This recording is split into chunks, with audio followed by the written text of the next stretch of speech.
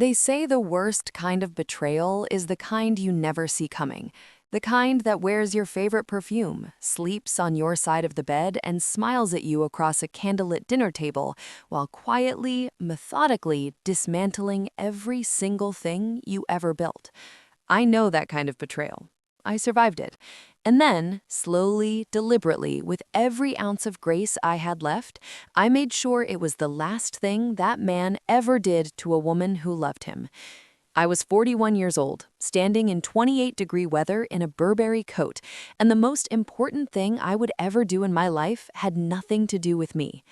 The night I found them started like every other Tuesday in December in Pacific Heights, cold, quiet, and smelling of wood smoke from someone else's fireplace. I had my AirPods in, a half-drunk oat milk latte in my left hand, and absolutely no intention of stopping anywhere. It was 9:47 p.m. My husband, Elliot, had texted me at 7 to say he was working late at the firm, which he'd been doing a lot lately, which I had told myself was seasonal stress and not whatever the ugly alternative was. I was walking home from a board meeting for the children's literacy nonprofit I co-chaired, because I was Charlotte Beaumont Reed, and that's what Charlotte Beaumont Reed did. She sat on boards, she chaired galas, she wore the right shoes to the right events, and smiled until her jaw ached. I was good at all of it. What I was not good at, apparently, was reading the room inside my own marriage. The park was Hamlin, the little one tucked between two rows of Victorian brownstones, where the neighborhood kids played on weekends and nobody much thought about after dark. I almost walked past. I actually did walk past, but something, call it instinct, call it God, call it whatever you believe in, made me stop and pull out one earbud. And that's when I heard it. Not crying exactly, more like the sound a child makes when they've been crying so long they don't have any noise left.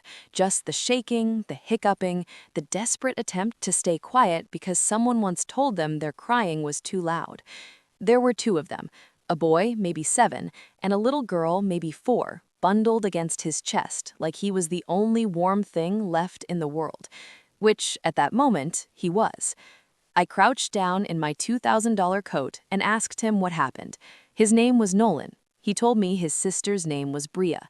He said their mother had left them there about 2 hours ago, said she'd told him to wait right there on that bench and she'd be right back.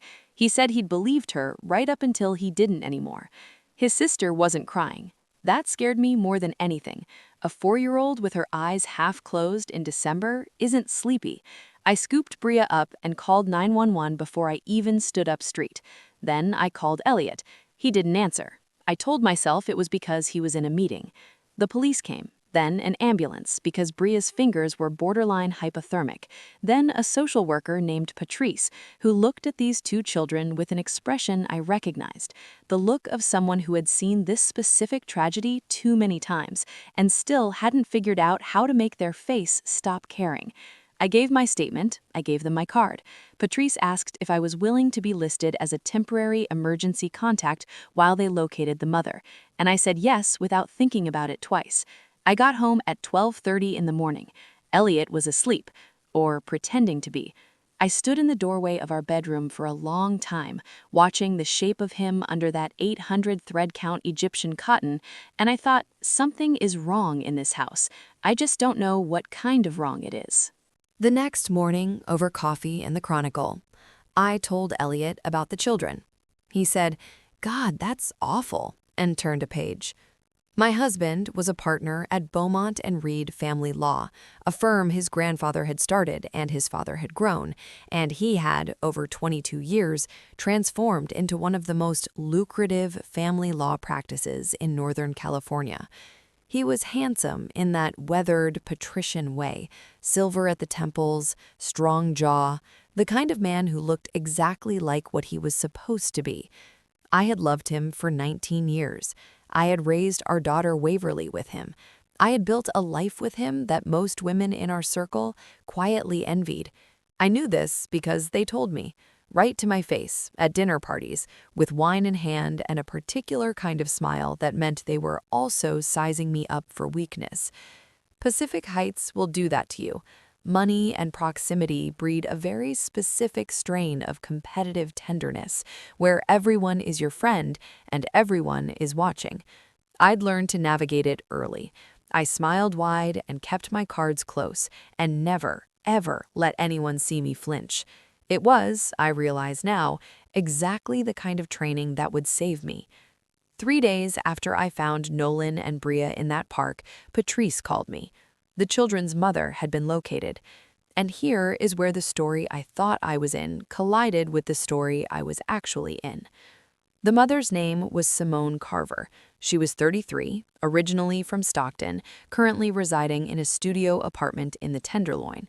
She had been picked up the same night I found the children, not by police, but by a man. She had called him from a payphone 2 blocks from Hamlin Park after leaving her children on that bench. She had told investigators she left them because she was scared, because things had escalated, because she didn't know what else to do.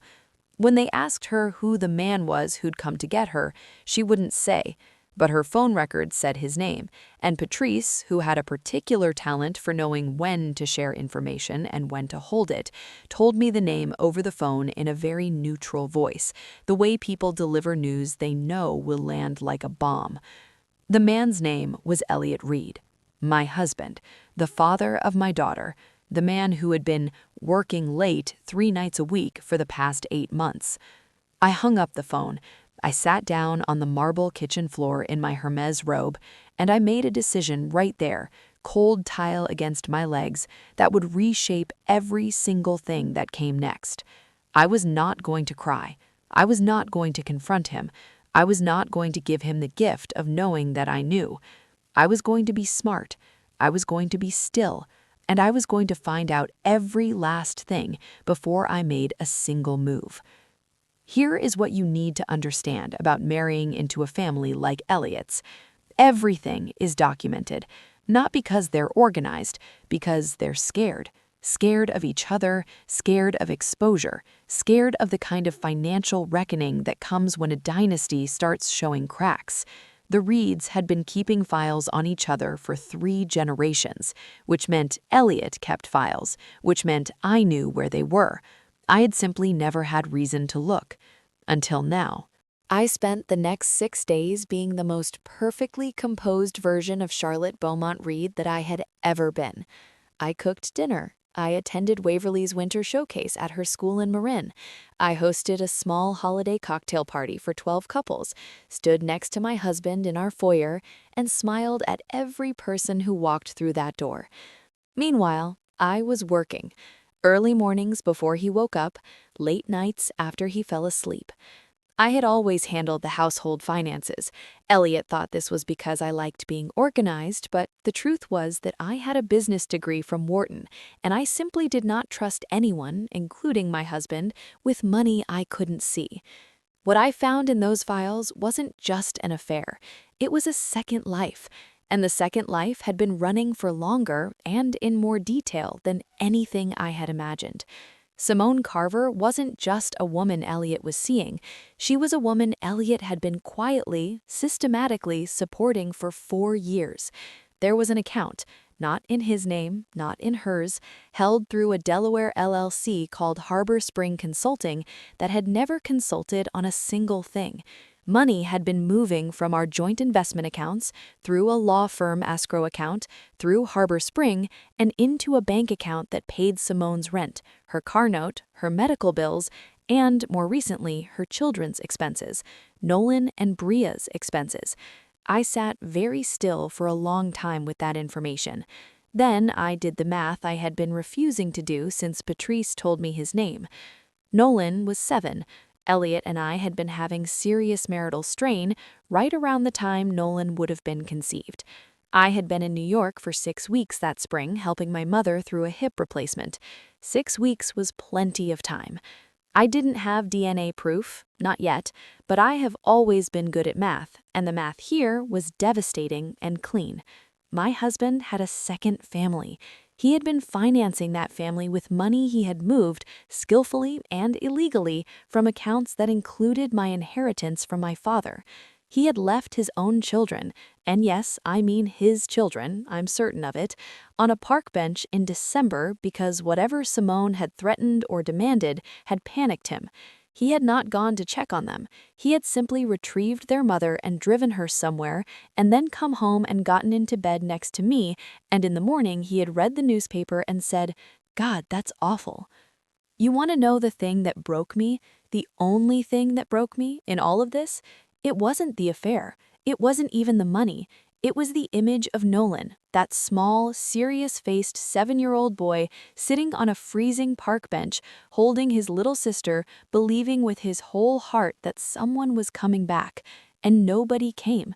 His father was 12 blocks away, and nobody came. That's when Charlotte Beaumont Reed stopped being sad and started being dangerous. I called my college roommate, Diane Ashby, who had gone on to become one of the most feared forensic accountants in California. I did not tell her why. I told her I was advising a client on potential financial fraud, and could she take a look at some documents confidentially. Diane said absolutely, and what was I doing for lunch? I called my own attorney, not a Reed firm attorney, not anyone connected to our social circle, but a woman named Fiona Tran, who practiced out of a quiet office in Soma and who had the reputation of being absolutely ruthless, in a way that polite people in Pacific Heights whispered about. I also called Patrice, the social worker, and asked her how those children were doing and whether there was any additional information she could share regarding their well-being. There's something they don't tell you about the moment you decide to burn everything down. You become almost immediately astonishingly calm. The shaking stops, the stomach drop stops. All that's left is clarity, cold and bright and very, very focused. Waverly came home from school one afternoon and found me in my study with 3 yellow legal pads covered in notes, a glass of sparkling water, and what she later told me was, "A look I'd never seen before on your face, Mom, like you were already 3 moves ahead of everyone in the room." She's 17. She's perceptive in a way that sometimes alarms me. I told her I was working on something important for the nonprofit. She gave me a long look and said, "Okay, Mom," in a tone that meant she didn't believe me but would let me have the lie for now. That kid, she got the Wharton gene for sure. Elliot came home that Friday at 6:15, exactly on time, which he'd been making a point of doing since whatever had gone wrong with Simone had clearly rattled him. He was trying to be present. He brought wine, he kissed me on the cheek, and asked how my day was. I told him it was productive. I asked about his. He said the usual. We had dinner, we talked about Waverly's college applications, about the holiday party at the Hendersons the following weekend, about whether we should go to Napa for New Year's or stay in the city. He poured himself a second glass of Burgundy and looked at me with those steady gray eyes across our kitchen island and said, "I'm glad we're okay, Charlie." He hadn't called me Charlie in 3 years. I smiled at him. I reached across and covered his hand with mine. I said, "We're more than okay." And every word of it was a lie, and I was perfectly, terrifyingly comfortable with that, because he had taught me how. By the second week of December, Diane had finished her preliminary review and called me on my personal cell, not my work line, and said in a very careful voice that she needed to talk to me in person and that I should maybe sit down first. I told her I was already sitting. She told me that the financial irregularities she'd found were not small, that the total amount moved through Harbor Spring Consulting over a 4-year period, conservatively estimated, was somewhere in the neighborhood of $2.3 million, that at least $600,000 of that originated from accounts that carried my name, that what she was looking at was, in her professional opinion, wire fraud, breach of fiduciary duty, and potentially tax fraud, given the way the LLC had been structured and reported.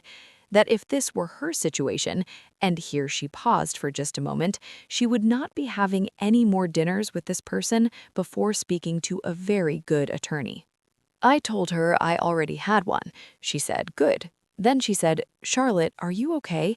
And I told her the truth, which was that I had never been more okay in my life, and I meant it in a way I couldn't quite explain yet, but I would. There are 2 kinds of women who walk into a lawyer's office with evidence of a cheating, financially abusive husband, the ones who want out and the ones who want justice. I wanted both, but I wanted them in a very particular order, and I wanted them served with precision, not chaos, precision.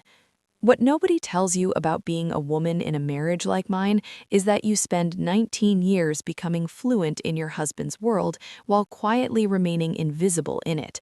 The dinners I'd hosted had built relationships I now owned independently. The board seats I held carried weight in rooms Elliot couldn't walk into without me. The financial literacy I had, that he'd always subtly diminished. "Charlie doesn't really love the number stuff, do you, babe?" he'd say at parties, in that fond, condescending way. That literacy was the exact reason I had found what I found.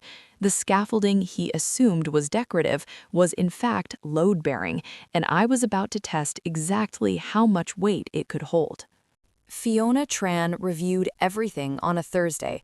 She looked up at me over her reading glasses when she was done and said, "This is one of the cleanest cases I've seen in 12 years.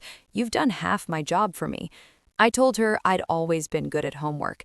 She said we needed to talk about timing, about when to file, about how to position the discovery of the accounts, about Waverly, about the firm, about Simone and the children, who were technically a complication and also, Fiona said very carefully, a moral question that was mine to answer and not hers.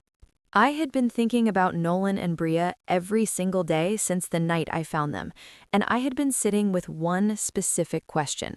Were those children responsible for what their father had done? The answer was obvious, but the way I was going to act on it, that was something nobody in this story saw coming. 2 days before Christmas, Elliot left for what he said was a partner's retreat in Carmel. He had a bag packed and everything. The details were clean and rehearsed, which told me he'd been doing this for a while. I kissed him goodbye in the driveway. I waited until his Tesla turned the corner. Then I called Patrice and asked whether there was a way I could visit Nolan and Bria through the proper channels, as the person who had initially intervened on their behalf. Patrice said she'd need to make some calls. I told her I'd wait. I stood there in my driveway in the December cold and looked up at the sky, gray and thick with the promise of rain, and I let myself feel it for exactly 60 seconds. All of it. The grief and the fury and the disbelief and the ache for the woman I'd been 2 weeks ago who hadn't known any of this yet. 60 seconds. Then I walked back inside and got to work. Because here's what I knew, standing in that driveway on that cold December morning while my husband drove to San Francisco to be with a woman and children he'd hidden from me for 4 years.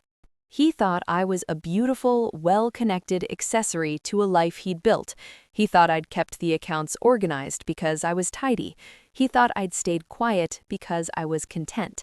He thought the name on those boards and the friendships in those rooms and the degree I'd put away like an old photograph were all just decorations.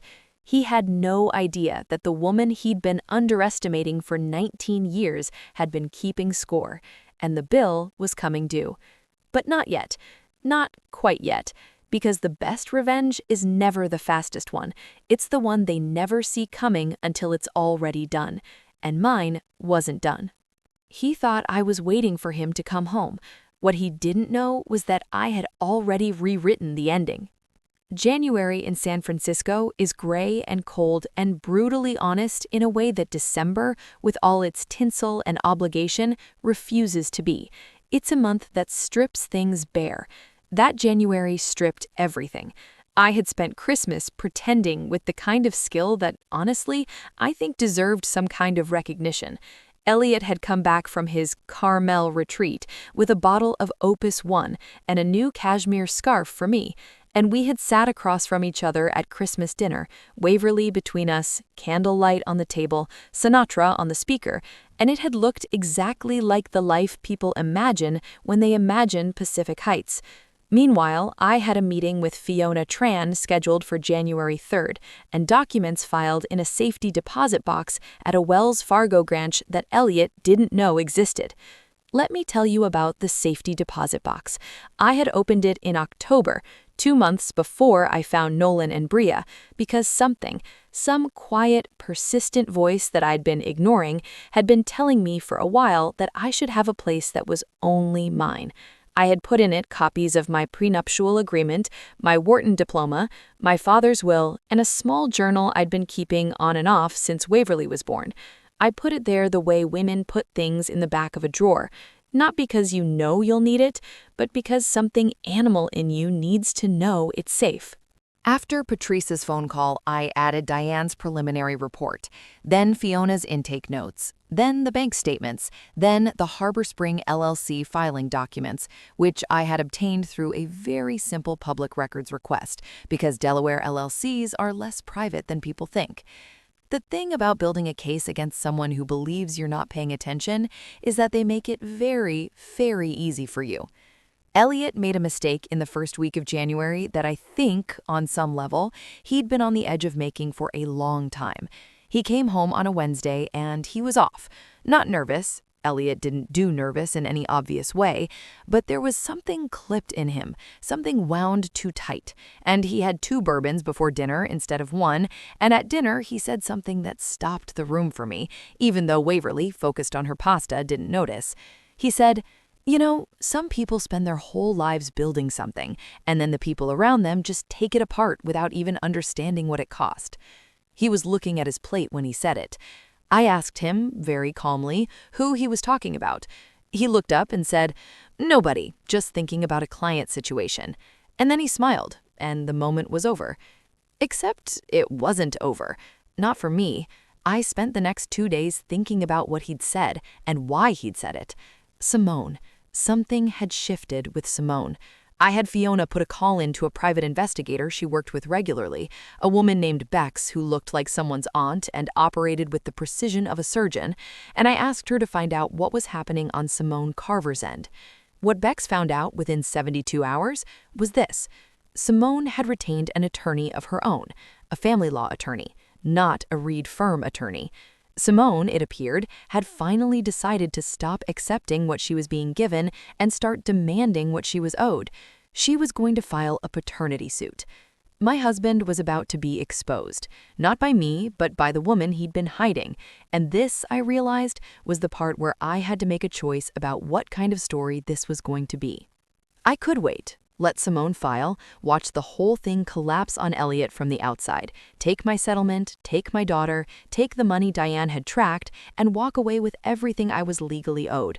That would have been justice. That would have been enough for most people.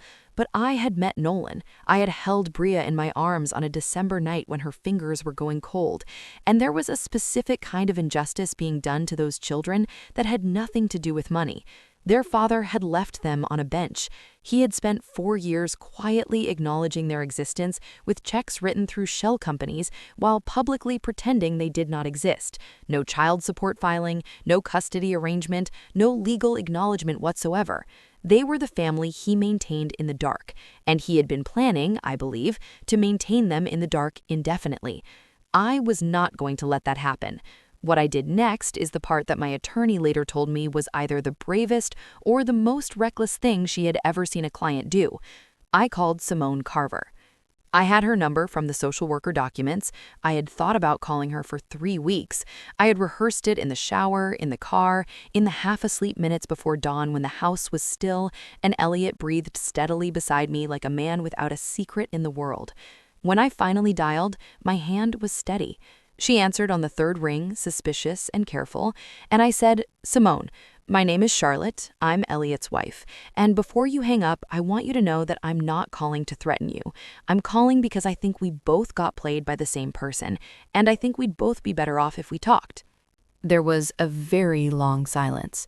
Then she said, "How did you get this number?" I told her. Another silence. Then she said, "Okay." We met at a coffee shop in Hayes Valley, neutral territory, a Tuesday morning in mid-January when Elliot was at the firm and Waverly was at school. I don't know what Simone expected. Maybe someone angrier, maybe someone colder. She was pretty in person, in a way her photographs hadn't captured, tired around the eyes, understandably with the bone-deep exhaustion of a single mother who'd been navigating something impossible. She ordered a black coffee and wrapped her hands around the cup and looked at me with an expression I recognized from the mirror, someone who had cried all the available tears and was now running purely on resolve. We sat there for 2 hours. By the end of it, I knew everything, and everything was worse than I had calculated, and also stranger. and also, in a way I hadn't anticipated, clarifying. Simone had met Elliot at a continuing education seminar he'd spoken at. She'd been working in legal admin, trying to build something after a hard few years. He'd been attentive and generous, and told her he was in the process of separating from his wife, that it was complicated, that he needed time. She had believed him for longer than she should have, and she said this plainly, without self-pity, in a way that told me she'd had a lot of time to sit with that particular truth. When she got pregnant with Nolan, Elliot had been clear. He would support them financially, he would be in their lives in the ways he could manage, but he could not, would not go public. She had accepted this. She had accepted it again when Bria came. She had accepted it right up until the night she'd finally stopped accepting anything. That night, the December night I found her children on the bench, she had told Elliot she was done, that she was going to file a paternity suit, that she wanted a real legal arrangement, not money funneled through a shell company, not a phone call every few days, not a relationship conducted entirely in the shadows. Elliot had reacted with a controlled panic that had frightened her. He'd said things, made implications, not threats exactly, but the kind of language that a man with legal expertise deploys when he wants someone to feel like they have no options. She had left her children for 2 hours because she was scared and needed to think and needed to get away from him, and she had been living with the guilt of that night every day since. She said this to me, and her voice didn't waver, and I believed every word. I reached across the table and I put my hand over hers, and I said, "He has used the law as a weapon his entire career. We're going to use it right back." Her eyes filled up. She didn't cry. I liked her immediately and completely. What happened over the next 6 weeks is the kind of thing that would make a very good movie if anyone would believe it actually went the way it went. Fiona and Simone's attorney, a sharp young woman named Kira Walsh, who I immediately liked, coordinated filing strategies. We were not adversaries, we were aligned. Fiona filed my divorce petition in late January with a full forensic accounting package attached, documenting the $2.3 million discrepancy in marital assets, the Harbor Spring LLC, the wire transfers, and a detailed timeline of the concealment. She filed in San Francisco Superior Court on a Tuesday morning at 9 a.m. Elliot was served at the firm at 11:15. I know because I was having lunch with Diane at a restaurant 3 blocks away when Fiona texted me, "Delivered." I put down my phone and picked up my wine glass, and Diane raised hers, and we sat there in the January light and did not say a word for a moment, because some things don't need words. By the time Elliot's attorney called Fiona that afternoon, Kira Walsh had simultaneously filed the paternity suit on Simone's behalf. 2 cases, one afternoon, and the man who had spent 19 years believing he was the smartest person in any room he walked into suddenly found himself in 2 rooms at once, and the doors in both of them were locked. I need to tell you about Waverly, because she is, in all of this, the person I was most afraid for and most proud of. I sat her down the night before the filing. I had been dreading this conversation since December. I had rehearsed it and dreaded it and told myself I was protecting her by waiting and told myself I was being a coward and gone back and forth until I was exhausted with myself. I sat her down in her room, her chaotic, brilliant room with the college pennants and the half-finished paintings and the stack of Toni Morrison novels on her nightstand, and I told her what I knew. I told her everything, age-appropriately calibrated, but nothing hidden, because she is 17 and she deserved the truth. She listened without interrupting, which is not her default mode. She is her mother's daughter in the sense that she has opinions and she has them loudly. When I finished, she sat with it for a minute. Then she said, "Dad has other kids?" I said I believed so and that we would know for certain soon. She was quiet for another long moment. Then she said, "Do they know about me?" I told her I didn't know. She said, "They should know about me. I mean, if they're my siblings." And I sat there looking at my 17-year-old daughter and thought, this kid is going to be fine. This kid is going to be better than fine. Elliot's response, when it came, was what Fiona had predicted and prepared for: aggressive, dismissive, and strategically aimed at my credibility. His attorney argued that I had misappropriated confidential financial documents, that the Harbor Spring account was a legitimate business arrangement, that any transfer of funds was a matter of investment strategy that I had been informed of and consented to. It was a good argument, delivered with the confidence of someone who had won a lot of cases with similar tactics. It had one problem: Diane. Diane Ashby testified in a deposition in February that lasted 4 hours and 40 minutes. I was not allowed to be present, but Fiona texted me updates from outside the conference room. By hour 3, Elliot's attorney had stopped asking aggressive questions and started asking clarifying ones. By hour 4, the tone in the room had apparently shifted entirely. Diane had a gift for making financial fraud sound simple and inevitable and damning, and she deployed that gift with the calm precision of someone who had been waiting for this specific case her entire career. After it was done, she called me directly and said, "Charlotte, honey, that man is cooked." The paternity test came back on a Thursday. I was at home when Fiona called me. Nolan and Bria were Elliot's children. I sat with this confirmation for a long time. I had known it. I had been almost certain, but certain and confirmed are different things, and the confirmation landed with a weight that had nothing to do with anger anymore. Those children deserved a father. They deserved his name. They deserved the financial security that had been their right from the day they were born. They had been denied all of it, while I, in the next zip code, had been living in a house that their father's money also built. I am going to tell you now about the part of the story that nobody expected, including Elliot, including his attorney, including, honestly, even Fiona. Because the story isn't just about what I took, it's about what I chose to do with it. The settlement negotiations started in February. Elliot, faced with a forensic accounting that left very little room for argument and a paternity confirmation that eliminated all of it, moved quickly to negotiate. His attorney presented a number. Fiona laughed. I am told she literally laughed, which is not something Fiona Tran does at depositions and hearings, but apparently does do when she finds a number genuinely funny. We made a counteroffer. The counteroffer included the following: my full share of the marital estate, including half the market value of our Pacific Heights home, half of his equity stake in Beaumont and Reed, and the full $2.3 million identified by Diane, with interest. It also included something his attorney called irregular, and which Fiona called non-negotiable. I wanted a separate, structured trust established for Nolan and Bria, not a child support payment, a trust, funded at $2 million, managed by an independent trustee, structured to cover education, healthcare, housing assistance, and general well-being through the age of 25. I wanted it established before any other financial transfer was made. I wanted it in writing, irrevocable, and I wanted it filed publicly so that it could not be quietly dissolved once the lawyers went home. Elliot's attorney said his client would need to think about it.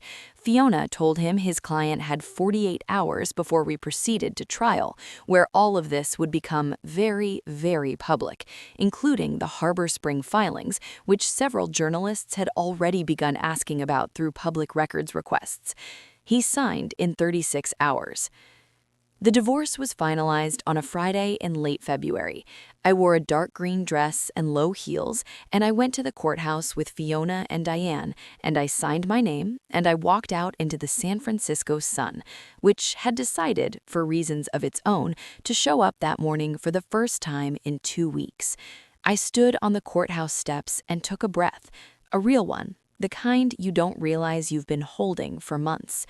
I called Waverly. She said, "Mom?" And I said, "It's done, baby." She said, "How do you feel?" I said, "I felt like myself." She said, "Good, because that's who I want you to be." Then she said she was late for her AP English class and she'd talk to me tonight. And she hung up and I stood there on those steps with the sun on my face and I laughed. Really laughed. The kind that starts in your chest and doesn't really make a sound. Now, here is the part that I have not told anyone except Waverly and Fiona, the part that is really the end of this story, even though it happened quietly, with no courtroom, no documents, no cameras. 3 weeks after the divorce, I called Patrice. I told her I wanted to meet Simone and the children properly, not as the woman who'd found them in a park, not as the aggrieved wife, not as the woman on the other side of a legal proceeding, just as myself, as Charlotte. Patrice arranged it. We met at Dolores Park on a Saturday morning in early March, when the city was soft with the beginning of warmth. Simone brought Nolan and Bria. I brought a bag of snacks from the Ferry Building marketplace that was probably too much for 2 children, but felt right. Bria, who did not remember me from December, was immediately interested in my earrings, which are large and gold and apparently very compelling to 4-year-olds. Nolan looked at me with those careful eyes and said, "You're the lady from the bench." I told him I was. He said, "You called for help." I said I did. He thought about this for a moment. Then he said, "Thank you," in this grave, grown-up way that made me have to look away for a second. Simone and I sat on a park bench. Yes, a park bench, and yes, we both noticed, and we watched our respective children, biological and not, try to teach each other a clapping game. Simone said, "I know you didn't have to do the trust thing." I told her those children were owed it regardless of what happened between the adults. She said, "Why do you care so much about them? You didn't have to." I thought about how to answer this for a moment. Then I said, "Because someone had to, and I happened to be standing there." Elliot, I am told by people in our shared social circle who still run into him, has left Pacific Heights. He's renting a condo in the marina. He goes to his office. He does not attend the dinner parties he used to attend. His name is being quietly removed from the firm's masthead over the coming year as his equity stake transfers. He made some statement to the Chronicle when the divorce filings became public, something measured and PR approved about a mutual decision and wishing his family well. I did not respond. I have not spoken to him since we signed. I don't intend to. Waverly, who is more her mother's child than she knows, sent him a single text after the settlement was finalized. She showed it to me. It said, "I love you because you're my dad. I'm disappointed in you because you're supposed to be better than this. I'm not going anywhere, but I'm not pretending either. Love, Waverly." He responded with a long, emotional paragraph.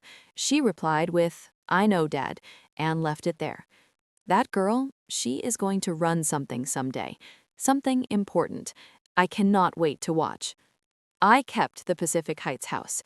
Elliot wanted it, or his attorney said he did, but Elliot's wanting things stopped being a primary organizing principle of my life somewhere around the 2nd week of December. Fiona got me the house. It's mine, free and clear, and in the spring I repainted the front door a dark plum color that Elliot always said was too bold for the neighborhood. He was wrong. It's perfect. Every morning I open my front door and that plum-colored door is the first thing I see, and it is a small private joy that I have no intention of explaining to anyone. The last thing I want to tell you is this. Nolan turns 8 in April. Simone called to invite Waverly and me to his birthday. Not a formal event, just cake at their apartment, which is now a real apartment in the inner Sunset, with 2 bedrooms and a kitchen that actually has counter space, because the trust is real and the money went in, and it isn't going anywhere. We went. Waverly brought him a book. She asked me what kind of books he liked, and I told her he was a serious kid, and she showed up with a boxed set of the Percy Jackson series, and Nolan looked at it with the expression of someone who had been given exactly the right thing. Bria spent the entire party in my lap, which Simone said was unusual, because Bria was not typically a lap-sitting child. I don't know what to do with that, except to say that children know things. They know who sat with them in the cold. They know who called for help. Elliot was not there. This was discussed in advance between the attorneys through proper channels, because the legal custody arrangement for Nolan and Bria is now a formal, documented thing with visitation schedules and support structures and an actual paper trail, which is to say it is no longer something he can manage from the shadows. He will figure out how to be present for those children, or he will not. That part is no longer my problem. My part was getting those children from that bench to this birthday party, and I have done it. I was 41 years old when this started. I am 42 now. I have my house, my daughter, my degree that I pulled out of the back of the drawer and framed for my study wall, a nonprofit that is doing genuinely good work, and a forensic accountant best friend who I now have standing Thursday lunch plans with. I am not happy in the uncomplicated, unexamined way I thought I was happy a year ago. I am happy in the kind of way that is real, the kind that comes from knowing your own ground, knowing what you're capable of, knowing that when something required you, you showed up. This is what I want women to understand. The women who might be sitting in a marriage right now that feels airless, who might be telling themselves the small voice they hear is paranoia, who might be keeping the peace because they don't trust yet what the alternative looks like. You already have everything you need.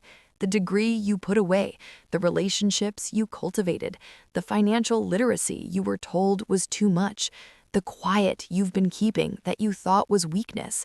None of it is decorative. All of it is load-bearing. You have been building your foundation this whole time, and you didn't even know it. Know it now. I found 2 children crying on a park bench in December, and I called the police, and soon it became the unraveling of a lie. And then, slowly, it became the making of me. The best revenge is never the loudest one. It's the one executed with such clarity and care that years later, even you have to admire the architecture of it. The moral? A woman who is underestimated is simply a woman who is given more time to prepare. Don't leave without commenting where you're watching from. I notice every message. I'm thankful you shared this time with me, so please subscribe to stay connected. I'll return with another story shortly.